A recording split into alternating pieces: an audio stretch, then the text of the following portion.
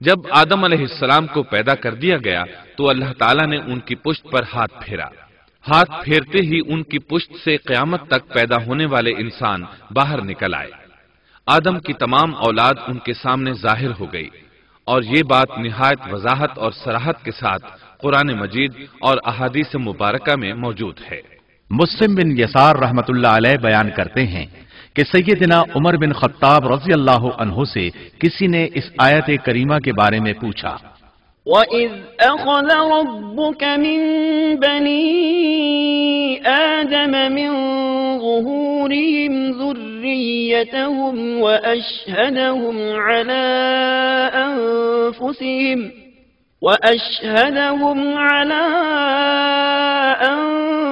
أَنفُسِهِمْ أَلَسْتُ بِرَبِّكُمْ قَالُوا بَلَىٰ شَهِدْنَا أَن تَقُولُوا يَوْمَ الْقِيَامَةِ إِنَّا كُنَّا عَنْ هَٰذَا غَافِلِينَ۔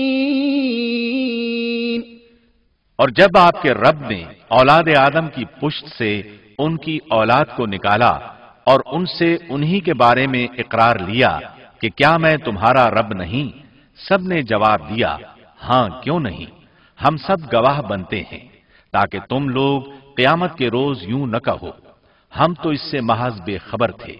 او تقولوا انما اشرك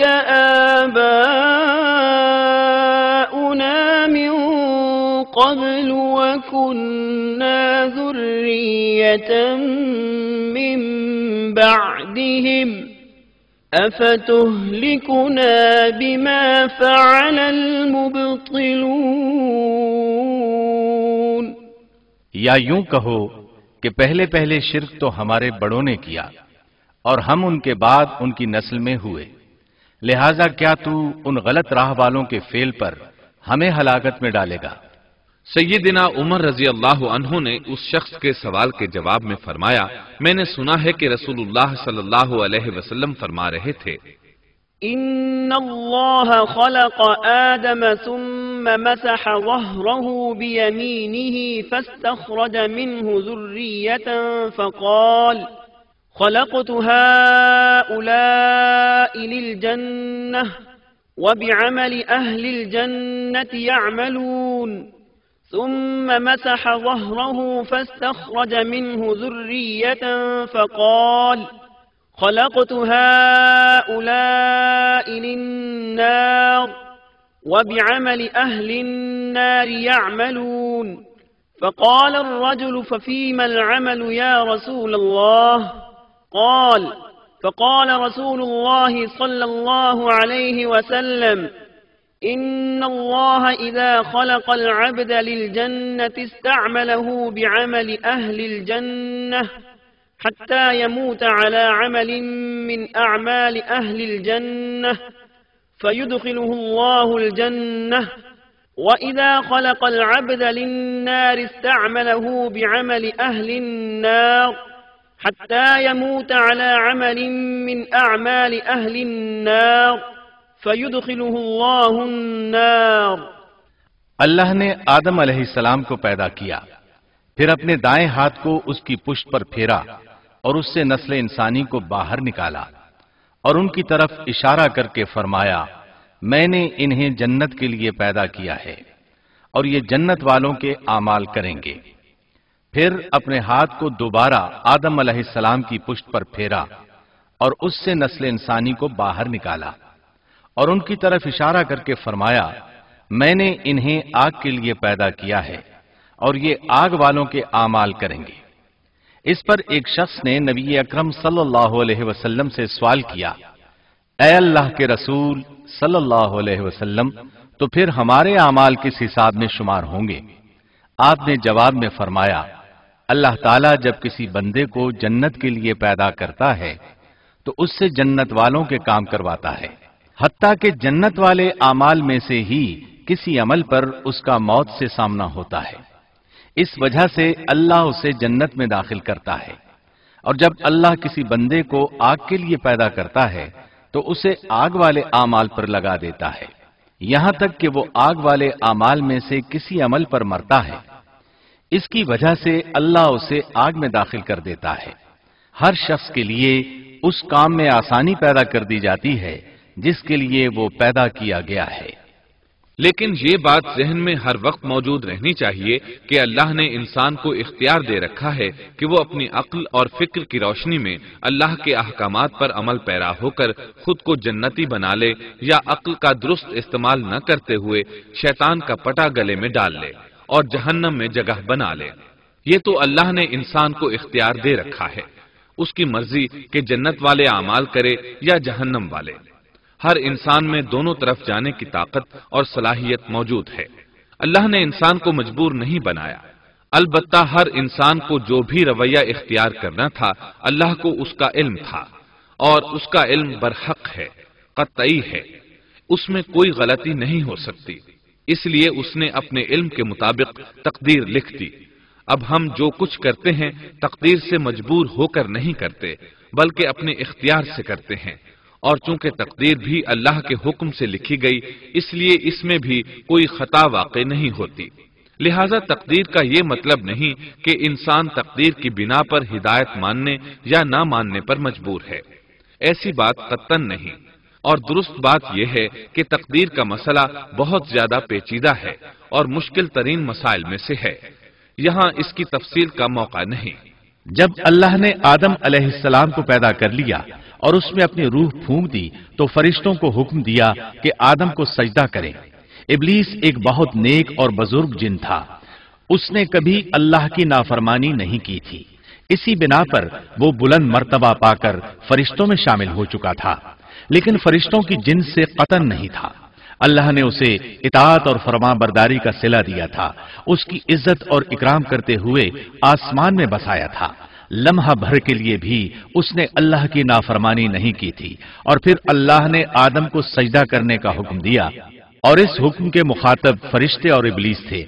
صرف فرشتوں کے لیے یہ حکم نہیں تھا بلکہ ابلیس بھی اس حکم میں شامل تھا، کیونکہ اللہ تعالیٰ فرماتے ہیں وَلَقَدْ خَلَقْنَاكُمْ ثُمَّ صَوَّرْنَاكُمْ ثُمَّ قُلْنَا لِلْمَلَائِكَةِ اسْجُدُوا لِآدَمَ فَسَجَدُوا إِلَّا إِبْلِيسَ لَمْ يَكُنْ مِنَ السَّاجِدِينَ قَالَ مَا مَنَعَكَ أَلَّا تَسْجُدَ إِذْ أَمَرْتُكَ اور یقیناً ہم نے تمہیں پیدا کیا، پھر ہم ہی نے تمہاری صورت بنائی، پھر ہم نے فرشتوں سے کہا کہ آدم کو سجدہ کرو، تو سوائے ابلیس کے سبھی نے سجدہ کیا، وہ سجدہ کرنے والوں میں شامل نہ ہوا۔ اللہ تعالیٰ نے فرمایا، تجھے کس چیز نے سجدے سے روک دیا جبکہ میرا حکم تیرے لیے بھی تھا؟ تو اس سے ثابت ہوا اس حکم میں فرشتوں کے ساتھ ابلیس بھی شامل تھا، کیونکہ قرآن میں اذ امرتک کے الفاظ ہیں۔ اس کا مطلب ہے کہ میں نے تجھے حکم دیا تھا، اور پھر ابلیس نے جواب میں یہ نہیں کہا کہ تو نے تو مجھے حکم ہی نہیں دیا تھا، بلکہ اس نے سجدہ نہ کرنے کی وجہ یہ بتائی۔ قال انا خير منه خلقتني من نار وخلقته من طين اس نے کہا، میں سجدہ کیوں کروں، میں اس سے بہتر ہوں، اس لیے کہ تو نے مجھے آگ سے پیدا کیا اور اسے مٹی سے۔ تو پھر کہا، قال فاهبط منها اللہ نے حکم دیا، تو اس سے نیچے اتر جا۔ غرض جب ابلیس نے نافرمانی کی، سرکشی اور تکبر کا مظاہرہ کیا، تو اس وقت اللہ تعالیٰ اور اس کے درمیان مکالمہ ہوا۔ اللہ نے اس کی سرکشی دیکھ کر اسے سزا دیتے ہوئے فرمایا، قال فاهبط منها فما يكون لك أن تتكبر فيها فاخرج إنك من الصاغرين قال أنظرني إلى يوم يبعثون قال إنك من المنظرين المنظرين قال فبما أغويتني لأقعدن لهم صراطك المستقيم ثم لآتينهم من بين أيديهم ومن خلفهم وعن أيمانهم وعن شمائلهم ولا تجد أكثرهم شاكرين۔ اس جنت سے اتر جا، تجھے کوئی حق حاصل نہیں کہ تو اس جنت میں رہ کر تکبر کرے۔ ابلیس نے جواب میں کہا، مجھے قیامت کے دن تک مہلت دے دیجئے، یعنی اتنی لمبی عمر دے دیجئے کہ میں قیامت تک زندہ رہوں، موت نہ آئے۔ اللہ نے فرمایا، تجھے مہلت دے دی گئی لیکن ایک وقت مقررہ تک، اور جب شیطان اس طرف سے مطمئن ہو گیا کہ اسے مہلت مل گئی، تب اس نے کہا، چونکہ تو نے مجھے گمراہ کر دیا ہے، اس وجہ سے میں قسم کھاتا ہوں کہ میں انسانوں کی گمراہی کے لیے تیرے سیدھے راستے پر بیٹھ جاؤں گا، پھر ان کے آگے سے، ان کے پیچھے سے، ان کے دائیں سے، ان کے بائیں سے، ان کے پاس آؤں گا، اور آپ ان میں سے اکثر لوگوں کو شکر گزار نہیں پائیں گے۔ اللہ تعالیٰ نے شیطان کا رد کرتے ہوئے فرمایا، یہاں سے ذلیل و خوار ہو کر نکل جا، ان میں سے جو شخص بھی تیرا حکم مانے گا میں ایسے تمام گمراہوں سے جہنم کو بھر دوں گا۔ جو انسان بھی تیرا پیروکار بنے گا وہ جہنم کا مستحق اور حقدار ٹھہرے گا۔ قرآن مجید میں دوسرے مقامات پر بھی اس گفتگو کو نئے پیرائے میں دہرایا گیا ہے۔ مثلا اللہ نے فرمایا، وَلَقَدْ خَلَقْنَا الْإِنسَانَ مِنْ صَلْصَالٍ مِنْ حَمَإٍ مَسْنُونٍ وَالْجَانَّ خَلَقْنَاهُ مِنْ قَبْلُ مِنْ نَارِ السَّمُومِ وَإِذْ قَالَ رَبُّكَ لِلْمَلَائِكَةِ إِنِّي خَالِقٌ بَشَرًا مِنْ صَلْصَالٍ مِنْ حَمَإٍ مَسْنُونٍ فَإِذَا سَوَّيْتُهُ وَنَفَخْتُ فِيهِ مِنْ رُوحِي فَقَعُوا لَهُ سَاجِدِينَ فسجد الملائكة كلهم أجمعون إلا إبليس أبى أن يكون مع الساجدين قال يا إبليس ما لك ألا تكون مع الساجدين قال لم أكن لأسجد لبشر خلقته من صلصال من حمأ مسنون قال فاخرج منها فإنك رجيم وإن عليك اللعنة إلى يوم الدين یقیناً ہم نے انسان کو کھنکھناتی مٹی سے پیدا فرمایا ہے جو کہ سڑے ہوئے گارے کی تھی، اور اس سے پہلے ہم نے جنات کو لو والی آگ سے پیدا کیا، اور جب تیرے پروردگار نے فرشتوں سے فرمایا میں انسان کو سیاہ بدبودار کھنکھناتی مٹی سے پیدا کرنے والا ہوں، جب میں اسے پورا بنا چکوں اور اس میں اپنی روح پھونک دوں تو تم سب اس کے لیے سجدے میں گر پڑنا۔ چنانچہ تمام فرشتوں نے سجدہ کیا سوائے ابلیس کے، اس نے سجدہ کرنے والوں میں شمولیت اختیار کرنے سے صاف انکار کر دیا۔ اللہ تعالیٰ نے فرمایا اے ابلیس تجھے کیا ہوا کہ تو سجدہ کرنے والوں میں شامل نہ ہوا؟ وہ بولا میں ایسے انسان کو سجدہ نہیں کر سکتا جسے تو نے سیاہ بدبودار کھنکھناتی مٹی سے پیدا کیا ہے۔ اللہ تعالیٰ نے فرمایا اب تو بہشت سے نکل جا کیونکہ تو مردود ہے اور تجھ پر قیامت کے دن تک میری پھٹکار ہے۔ قال رب فأنظرني إلى يوم يبعثون قال فإنك من المنظرين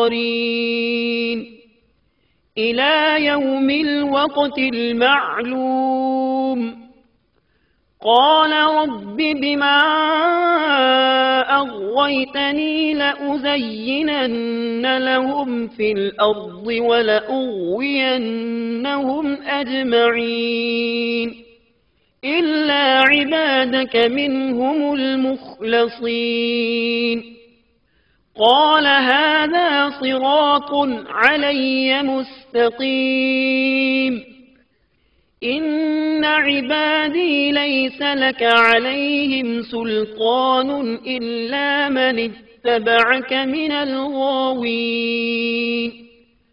وإن جهنم لموعدهم أجمعين کہنے لگا اے میرے رب مجھے اس دن تک مہلت دے دے جس دن کے لوگ دوبارہ زندہ کیے جائیں گے۔ اللہ نے فرمایا اچھا اس مقررہ وقت کے دن تک تجھے مہلت دی گئی۔ کہنے لگا اے میرے رب چونکہ تو نے مجھے گمراہ کیا ہے مجھے بھی قسم ہے کہ میں انسانوں کے لیے زمین میں گناہوں کو خوشنما بناؤں گا اور ان سب کو بہکا دوں گا سوائے ان کے جو تیرے منتخب اور مخلص بندے ہوں گے، وہ میرے بہکاوے میں نہیں آئیں گے۔ اللہ نے فرمایا ہاں یہی مجھ تک پہنچنے کی سیدھی راہ ہے کہ مخلص بن جاؤ، میرے بندوں پر تجھے کوئی غلبہ نہیں ہوگا۔ البتہ جو گمراہ لوگ تیری پیروی کریں گے یقیناً ان کے وعدے کی جگہ جہنم ہے۔ ایک اور مقام پر اللہ تعالی فرماتے ہیں وَإِذْ قُلْنَا لِلْمَلَائِكَةِ اسْجُدُوا لِآدَمَ فَسَجَدُوا إِلَّا إِبْلِيسَ قَالَ أَأَسْجُدُ لِمَنْ خَلَقْتَ طِينًا قَالَ أَرَأَيْتَكَ هَذَا الَّذِي كَرَّمْتَ عَلَيَّ لئن أخرتني إلى يوم القيامة لأحتنكن ذريته إلا قليلا قال اذهب فمن تبعك منهم فإن جهنم جزاؤكم جزاء موفورا۔ جب ہم نے فرشتوں کو حکم دیا کہ آدم کو سجدہ کرو تو ابلیس کے سوا سب نے سجدہ کیا۔ اس نے کہا کیا میں اسے سجدہ کروں جسے تو نے مٹی سے پیدا کیا ہے؟ اچھا دیکھ لے اسے تو نے مجھ پر فضیلت دی ہے، اگر مجھے بھی تو نے قیامت تک ڈھیل دی تو میں سوائے چند لوگوں کے اس کی اولاد کو گمراہ کروں گا۔ اس پر اللہ نے فرمایا جا ان میں سے جو بھی تیرا فرمانبردار ہو جائے گا تو تم سب کی سزا جہنم ہے جو پورا پورا بدلہ ہے۔ واستفزز من استطعت منهم بصوتك وأجلب عليهم بخيلك ورجلك وشاركهم في الأموال والأولاد وعدهم وما يعدهم الشيطان إلا غرورا إن عبادي ليس لك عليهم سلطان وكفى بربك وكيلا۔ ان میں سے تو جسے بھی اپنی آواز کے ساتھ بہکا سکتا ہے بہکا لے اور ان پر اپنے سوار اور پیادے چڑھا لا، یعنی اپنے گھڑ سوار لشکر اور پیدل لشکر کو چڑھا کر لے آ اور اپنا ہر داؤ ہر ترکیب اور ہر اسلحہ استعمال کر لے اور ان کے مالوں اور اولاد میں بھی شرکت کر لے اور تو انہیں دل بہلانے والے وعدے دے لے، یعنی ان کے برے اعمال بنا سنوار کر انہیں دکھا اور غلط خواہشات دلا، جنت دوزخ اور دوبارہ زندہ نہ ہونے کے وعدے دے، اور ان سے شیطان کے جتنے بھی وعدے ہوتے ہیں سب کے سب سراسر فریب ہیں۔ یقیناً میرے سچے بندوں پر تیرا کوئی قابو اور غلبہ نہیں ہوگا، تیرا رب کارسازی کرنے والا کافی ہے۔ اسی طرح بہت سی آیات میں پہلی معصیت الہی کا ذکر کیا گیا ہے۔ سب سے پہلا نافرمان ابلیس ملعون تھا۔ وہ خبیث اللہ کے سامنے تکبر اور انات سے بھرپور جواب دیتا رہا۔ اسی وجہ سے اللہ نے اسے کافر کا لقب دیا۔ کافر اسے کہتے ہیں جو نعمت کا انکار کرے۔ اللہ نے اس پر اتنا فضل و کرم اور انعام و احسان کیا کہ بلند ترین مرتبے تک پہنچا دیا، لیکن اس نے اللہ کی اس نعمت کی قدر نہ کی، پرواہ نہ کی اور کفر کا راستہ اختیار کیا۔ اللہ تعالیٰ فرماتے ہیں، إذ قال ربك للملائكة إني خالق بشرا من طين فإذا سويته ونفخت فيه من روحي فقعوا له ساجدين فسجد الملائكة كلهم أجمعون إلا إبليس استكبر وكان من الكافرين۔ جبکہ آپ کے رب نے فرشتوں سے فرمایا کہ میں مٹی سے ایک انسان کو پیدا کرنے والا ہوں، سو جب میں اسے ٹھیک ٹھاک کر لوں اور اس میں اپنی روح پھونک دوں تو تم سب اس کے سامنے سجدے میں گر پڑنا۔ چنانچہ تمام فرشتوں نے سجدہ کیا مگر ابلیس نے نہ کیا اور اس نے تکبر کیا، وہ کافروں میں سے تھا۔ سب سے پہلا گناہ تکبر تھا، اسی لیے علماء کرام فرماتے ہیں تمام گناہوں کی جڑ تکبر اور غرور ہے۔ نبی اکرم صلی اللہ علیہ وسلم نے اپنی امت کو تکبر نہ کرنے کا سختی سے حکم فرمایا، اس کی برائی، وبال اور ہلاکت سے آگاہ فرمایا۔ آپ نے فرمایا، لا ينظر الله إلى من جر ثوبه خيلاء، اللہ اس شخص کی طرف رحمت سے دیکھے گا بھی نہیں جس نے تکبر کی بنا پر کپڑا ٹخنوں سے نیچے لٹکایا۔ اس کے علاوہ نبی صلی اللہ علیہ وسلم نے تو مطلقاً فرما دیا، لا يدخل الجنة من كان في قلبه مثقال ذرة من كبر، وہ شخص جنت میں داخل ہونے کے قابل نہیں جس کے دل میں ذرہ برابر بھی تکبر ہے۔ جو شخص اپنے کپڑے، اپنے مکان اور اپنے قبیلے پر فخر کرتا ہے اس سے اللہ کی رحمت اٹھ جاتی ہے۔ اسی لیے نبی صلی اللہ علیہ وسلم نے جب اپنے صحابہ کرام کو دیکھا کہ مہاجر صحابی انصار صحابہ کے خلاف اور انصاری صحابی مہاجرین صحابہ کے خلاف آواز لگا رہے ہیں تو آپ نے فرمایا، دعوها فإنها منتنہ، اس جاہلیت والی پکار کو چھوڑو، یہ بہت بدبودار ہے۔ برادری کی بنیاد پر لڑنا، باہم فخر کرنا برے نتائج کا ذریعہ ہے۔ گناہوں کی بنیاد بھی تکبر ہے، اس لیے ہر مومن کو چاہیے کہ اپنے نوکر، خادم، ملازم یا کسی بھی مسکین پر کبھی بھی فخر و غرور کا اظہار نہ کرے، کیونکہ یہی اللہ کی سب سے پہلی نافرمانی وجود میں آئی تھی۔ تکبر کا یہ ذکر ضمناً آ گیا۔ ہم پھر اپنے موضوع کی طرف لوٹتے ہیں۔ اللہ نے آدم علیہ السلام کو پیدا کیا اور انہیں عالم بنا کر ہی تخلیق کیا، یعنی جب وہ پیدا ہوئے تو جاہل نہیں تھے۔ اللہ نے آدم علیہ السلام کو فرشتوں سے بھی بڑا عالم بنا کر پیدا فرمایا۔ بے شمار احادیث میں آدم علیہ السلام کی ابتدا اور ان کے علم کا ذکر موجود ہے۔ جب اللہ نے آدم میں مکمل روح ڈال دی اور وہ اپنے پاؤں پر کھڑے ہو گئے تو اللہ نے انہیں حکم دیا، جاؤ فرشتوں کی جماعت کو السلام علیکم کہو۔ آدم اور فرشتوں کی زبان عربی تھی، یہی زبان اہل جنت کی ہے۔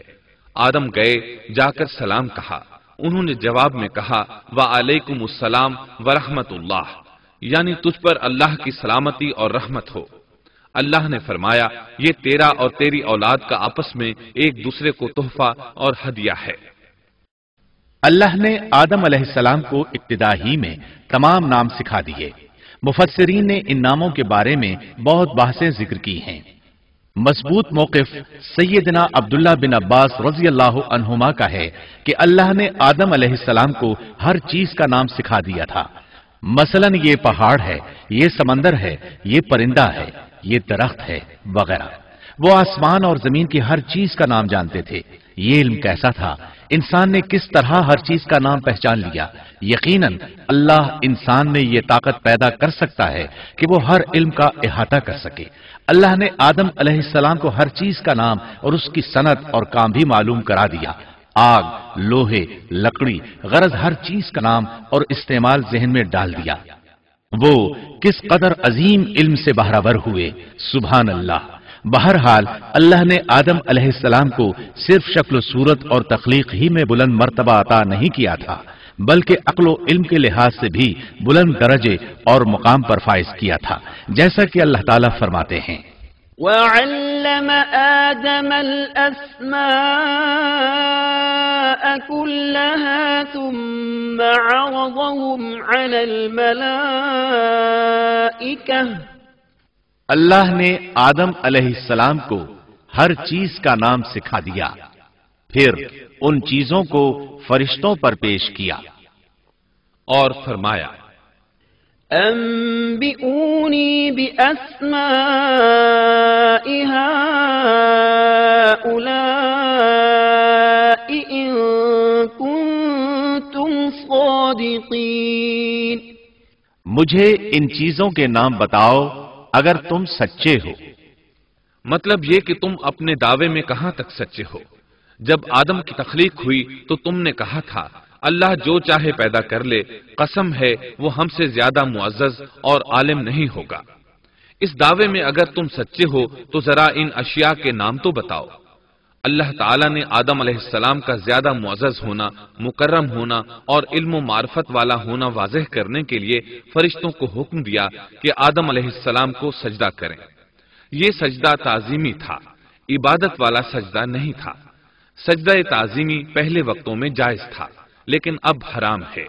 اسی لیے تو یعقوب علیہ السلام، ان کی بیوی اور 11 بیٹوں نے یوسف علیہ السلام کو سجدہ کیا تھا۔ بہرحال فرشتوں نے آدم علیہ السلام کو سجدہ کیا۔ اس سے معلوم ہو جاتا ہے کہ کون زیادہ عزت اور عظمت والا ہے۔ یقیناً آدم علیہ السلام زیادہ شرف اور منزلت کے حقدار ٹھہرے۔ جب اللہ تعالیٰ نے ان کی عزت، تکریم اور تعظیم ثابت فرما دی، تب علم و معرفت میں ان کی برتری ثابت کرنے کے لیے فرمایا اگر تم اپنے قول میں سچے ہو تو ان چیزوں کے نام بتاؤ۔ تب فرشتوں نے کہا قالوا سبحانك لا علم لنا إلا ما علمتنا إنك أنت العليم الحكيم۔ قال يا آدم أنبئهم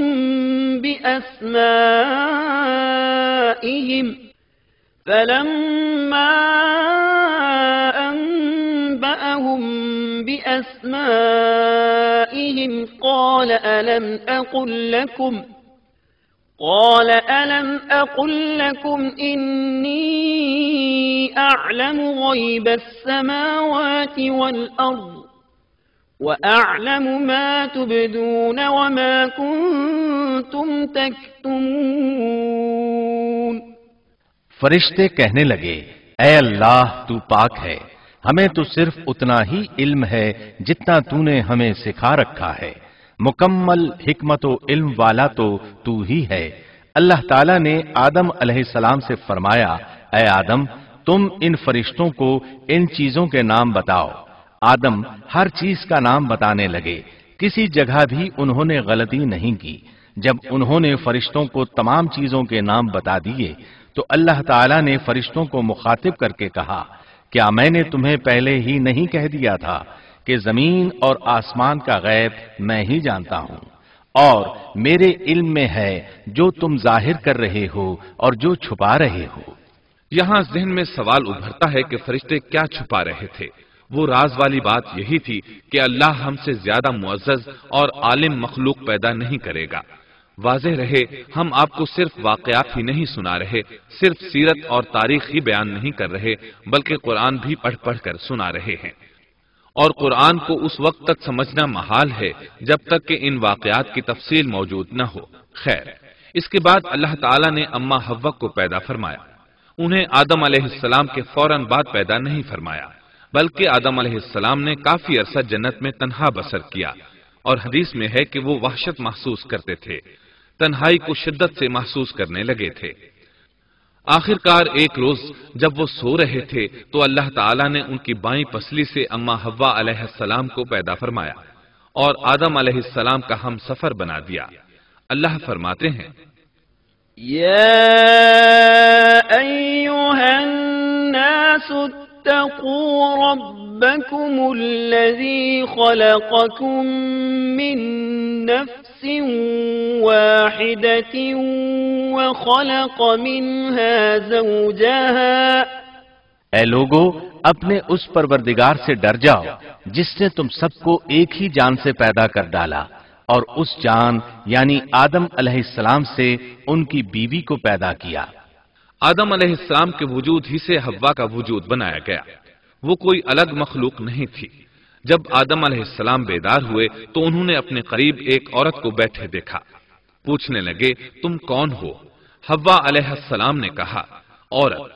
آدم علیہ السلام نے پھر پوچھا تجھے کس لیے پیدا کیا گیا ہے؟ وہ بولی آپ کے لیے، تاکہ آپ مجھ سے سکون اور انس حاصل کریں۔ جب فرشتوں نے آدم علیہ السلام کو ایک عورت سے باتیں کرتے دیکھا تو کہنے لگے اب ایک اور نئی مخلوق پیدا کی گئی ہے۔ آدم علیہ السلام نے ان مخلوقات کا نام تو بتا دیا تھا جو مشہور و معروف تھیں، ان کا نام پوچھنا چاہیے۔ انہوں نے آدم علیہ السلام سے سوال کیا، انہوں نے فوراً جواب دیا حوا، اس لیے کہ اللہ نے تو آپ کو ہر چیز کا نام سکھا دیا تھا۔ فرشتوں نے کہا ان کا نام حوا کیوں رکھا گیا ہے؟ آدم علیہ السلام نے جواب دیا اس لیے کہ اسے ایک زندہ چیز سے پیدا کیا گیا ہے، حیات کی نسبت سے حوا نام رکھا گیا۔ مسلم شریف میں ہے، سیدنا ابو ہریرہ رضی اللہ عنہ روایت کرتے ہیں کہ رسول اللہ صلی اللہ علیہ وسلم نے فرمایا من كان يؤمن بالله واليوم الآخر فإذا شهد أمرا فليتكلم بخير أو ليسكت واستوصوا بالنساء خيرا فإن المرأة خلقت من ضلع وإن أعوج شيء في الضلع أعلاه إن ذهبت تقيمه كسرته وإن تركته لم يزل أعوج استوصوا بالنساء خيرا۔ جو شخص اللہ اور آخرت کے دن پر ایمان رکھتا ہے، جب وہ کسی معاملے کے لیے حاضر ہو تو بھلائی والی بات کرے یا خاموش رہے، اور عورتوں کے بارے میں بھلائی کی وصیت حاصل کر لو، یعنی ان کے ساتھ اچھا سلوک کرو، کیونکہ عورت پسلی سے پیدا کی گئی ہے اور پسلی میں زیادہ ٹیڑھا حصہ اوپر والا حصہ ہوتا ہے۔ اگر تم اس کو سیدھا کرنا چاہو گے تو توڑ ڈالو گے، اور اگر اس کو چھوڑ دو گے تو وہ اسی طرح ہمیشہ ٹیڑھی رہے گی۔ عورتوں کے بارے میں بھلائی کی وصیت حاصل کر لو۔ مطلب یہ کہ اسی حالت میں گزر بسر کرو، عورتوں کے بارے میں بھلائی کی وصیت حاصل کر لو۔ اس حدیث کا مطلب یہ ہے کہ عورتوں پر جبر کر کے زبردستی ان کی طبیعت کو بدلا نہیں جا سکتا، اور عورت ذات کو نہایت نرمی اور پیار سے رکھو۔ ان کی طبیعتوں میں ٹیڑھا پن ہے، وہ کبھی جذبات سے مغلوب ہو جاتی ہے اور عقل کھو بیٹھتی ہے۔ اگر کوئی اسے سیدھا کرنا چاہے تو اس سے لا تعلقی، دوری اور طلاق کی نوبت آ جائے گی۔ اگر اسے چھوڑ دو گے تو ٹیڑھا پن برقرار رہے گا۔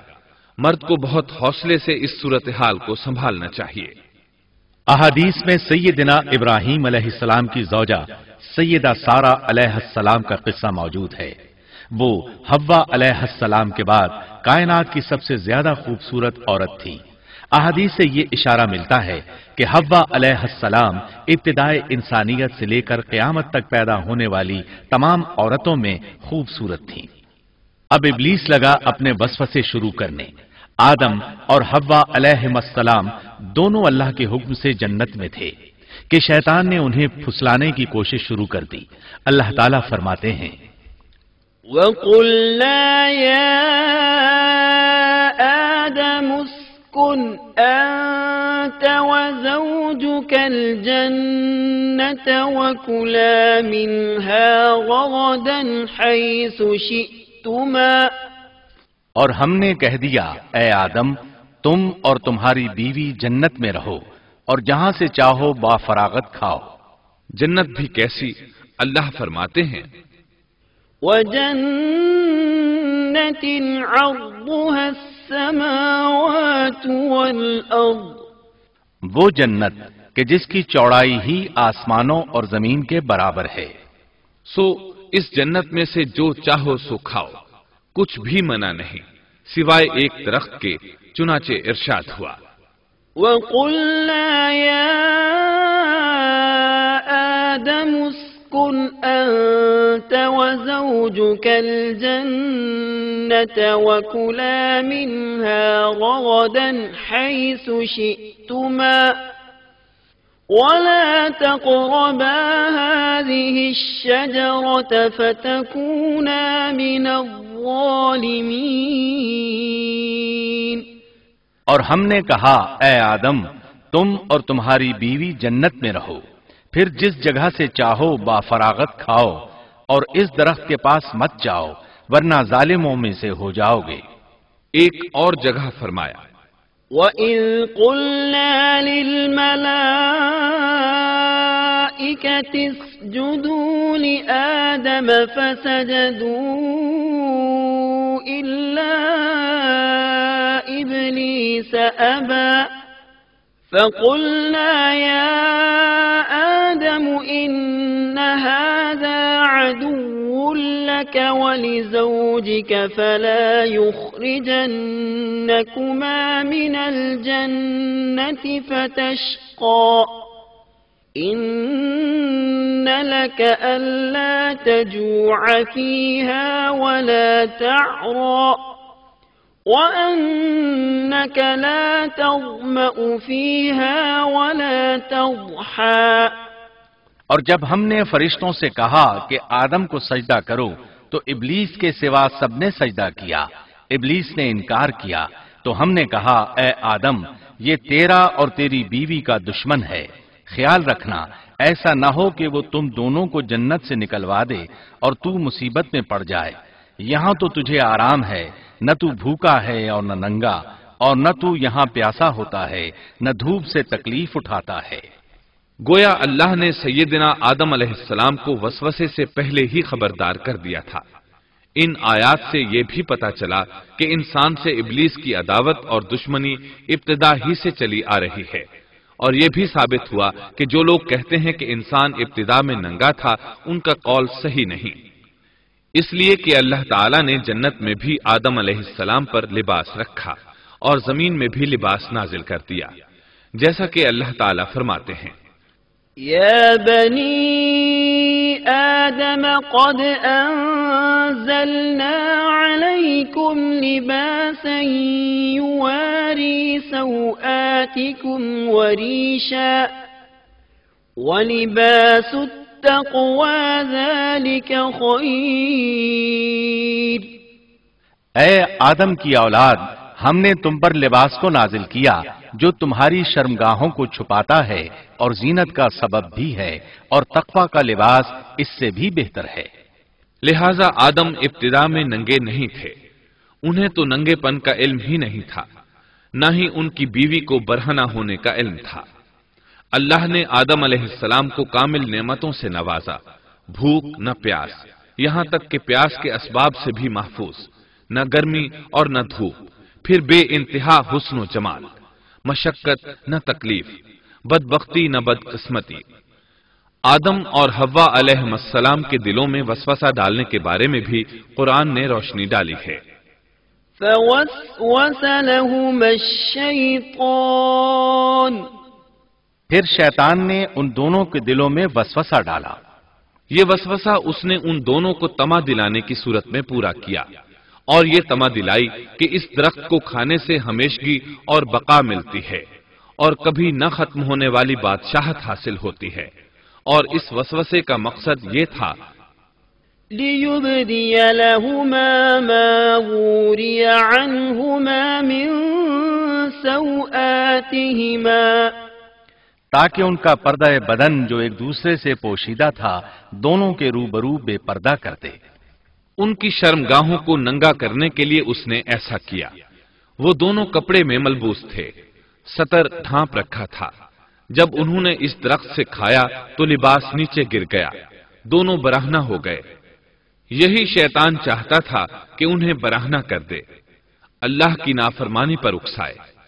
ارشاد ہوتا ہے فوسوس إليه الشيطان قال يا آدم هل أدلك على شجرة الخلد وملك لا يبلى شیطان نے انہیں وسوسہ ڈالا، کہنے لگا اے آدم کیا میں تجھے دائمی زندگی کا درخت اور وہ بادشاہت نہ بتلا دوں جو کبھی پرانی نہ ہو؟ جب تم اس درخت سے کھاؤ گے تو ہمیشہ زندہ رہنے والے بن جاؤ گے اور زبردست بادشاہت حاصل کر لو گے۔ اس نے یہ تمنا بھی دلائی۔ وقال ما نهاكما ربكما عن هذه الشجرة إلا أن تكونا ملكين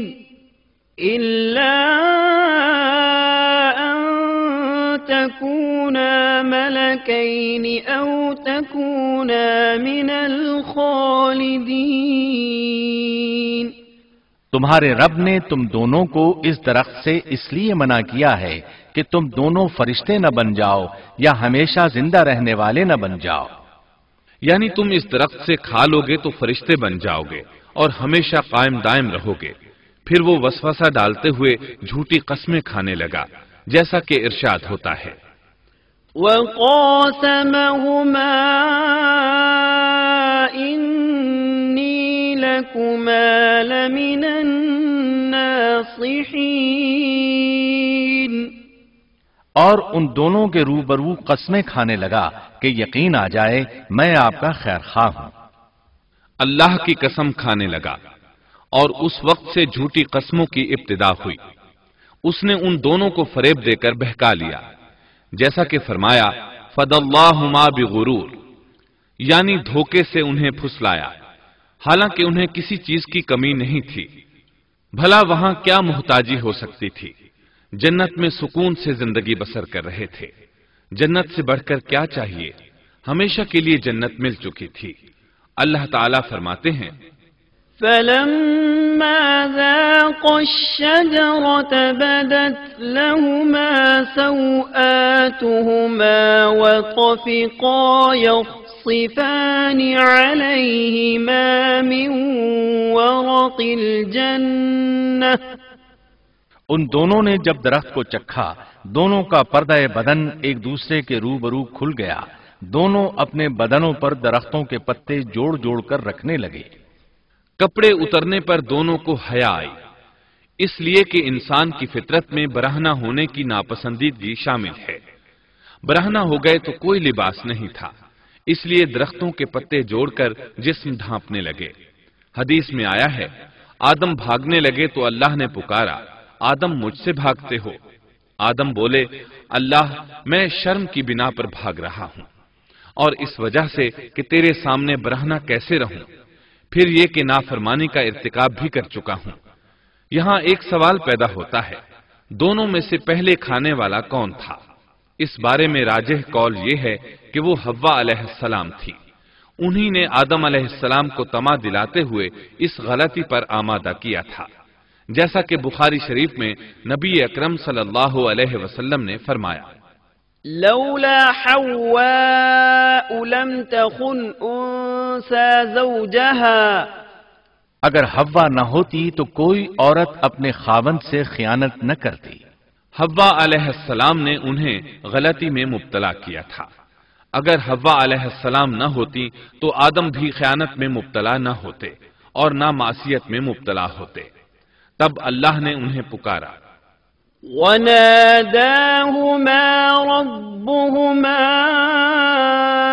أَلَمْ أَنْهَكُمَا عَنْ تِلْكُمَا الشَّجَرَةِ وَأَقُلْ لَكُمَا إِنَّ الشَّيْطَانَ لَكُمَا عَدُوٌّ مُبِينٌ کیا میں نے تم دونوں کو اس درخت سے نہیں روکا تھا، اور کیا یہ نہیں کہا تھا کہ شیطان تمہارا کھلا دشمن ہے؟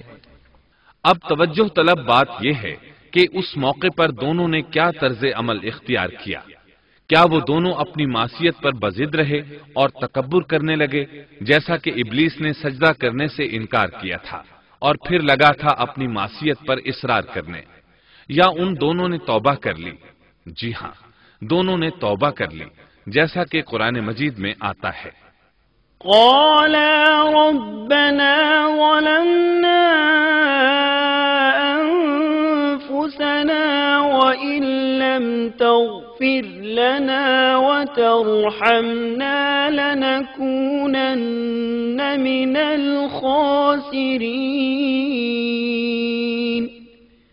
دونوں نے کہا، اے ہمارے رب، ہم نے اپنا بڑا نقصان کیا، اور اگر تو ہماری مغفرت نہ کرے گا اور ہم پر رحم نہ کرے گا تو واقعی ہم خسارہ پانے والوں میں سے ہو جائیں گے۔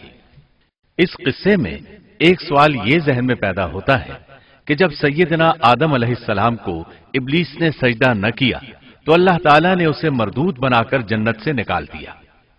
پھر وہ سیدنا آدم علیہ السلام کو اس درخت کے قریب کس طرح لے گیا جبکہ وہ جنت سے باہر ہو چکا تھا؟ قرآن کریم میں اس بارے میں یہ الفاظ آئے ہیں، پھر شیطان نے ان کے دلوں میں وسوسہ ڈالا۔ یہ وسوسہ اس نے کیسے ڈالا جبکہ وہ جنت سے نکالا جا چکا تھا؟ مفسرین نے اس کے جواب میں لکھا ہے کہ اس نے جنت سے باہر رہ کر یہ وسوسہ ڈالا تھا۔ جیسے آج کل تار اور بغیر تار کے آواز کو دور دراز علاقوں تک پہنچایا جا سکتا ہے، ایسے ہی شیطان نے اپنی طاقت سے یہ وسوسہ ان کے دلوں تک پہنچایا۔ لگے ہاتھوں ابلیس کی حقیقت بھی سن لیں۔ ابلیس کے لفظی معنی انتہائی مایوس کے ہیں۔ یہ راندہ درگاہ ہونے کے بعد ہمیشہ ہمیشہ کے لیے اللہ کی رحمت سے مایوس ہو گیا تھا، اس لیے اسے یہ لقب ملا، ورنہ روایات کی روح سے اس کا اصل نام عزازیل تھا۔ پہلے یہ جنات میں سے تھا، اپنے رب تعالی کی اطاعت سے نکل کر ابلیس ہوا۔ اس کا علم ناقص تھا، مزاج ناپاک تھا، وہ غرور اور تکبر میں مبتلا ہو گیا تھا۔ یہاں یہ بات بھی ذہن نشین کر لیں کہ انبیاء خطا اور گناہ سے پاک ہوتے ہیں، ان پر اللہ تعالی کی مستقل حفاظت اور نگرانی قائم رہتی ہے۔ اگرچہ انبیاء بھی انسان ہوتے ہیں اور تمام انسانی تقاضے انہیں لاحق ہوتے ہیں، لیکن ان کے عمل اور ارادے میں کسی قسم کی بدی اور شر کا عمل دخل قطعاً نہیں ہوتا۔ ان کا ہر قول اور عمل بلکہ ہر حرکت اور سکون کی حالت بھی انسانیت کے لیے بہترین نمونہ ہوتے ہیں۔ البتہ بشر ہونے کی وجہ سے بھول کا امکان ہوتا ہے، تاہم بھول ہو جانے کی صورت میں انہیں فوراً ہی خبردار کر دیا جاتا ہے۔ بھول ہو جانا بشری طبیعت کا خاصہ ہے۔ اللہ تعالیٰ نے ہر انسان کی فطرت میں یہ چیز رکھی ہے۔ انبیاء سے بھول چوک ہو جانے میں بھی اللہ تعالیٰ کی کئی ایک حکمتیں پوشیدہ ہیں۔ مثلا بہت سی قومیں اپنے نبیوں کے معجزات دیکھ کر ان میں ربوبیت کی صفات کی قائل ہو گئی، یہاں تک کہ بعض قوموں نے اپنے نبیوں کو اللہ یا اللہ کا بیٹا بھی جانا۔ جب انبیاء سے بھول اور لغزشیں ہوئیں تب گویا لوگوں پر یہ واضح کیا گیا کہ یہ الہ نہیں ہے۔ الہ ہوتے تو کس طرح ان سے بھول ہو سکتی تھی؟ اس سے یہ بتانا بھی مقصد تھا کہ انبیاء انسان ہی ہوتے ہیں، کوئی ماورائی مخلوق نہیں ہوتے۔ سیدنا آدم علیہ السلام کے واقعے پر غور کرنے سے یہ حقیقت مزید واضح ہو جاتی ہے کہ سیدنا آدم علیہ السلام کی یہ لغزش گناہ نہیں تھی۔ ممنوع درخت کا پھل کھاتے ہی سیدنا آدم علیہ السلام اور اماں حوا کا لباس اتر گیا تھا۔ اس لباس کے بارے میں مفسرین نے لکھا ہے کہ وہ لباس دراصل نور کا تھا، یعنی وہ جنت کا خاص لباس تھا جو صرف اسی عالم میں پہنا جا سکتا ہے۔ اللہ تعالیٰ نے اپنے فضل و کرم سے جنت میں ان کی ستر پوشی کا انتظام فرما دیا۔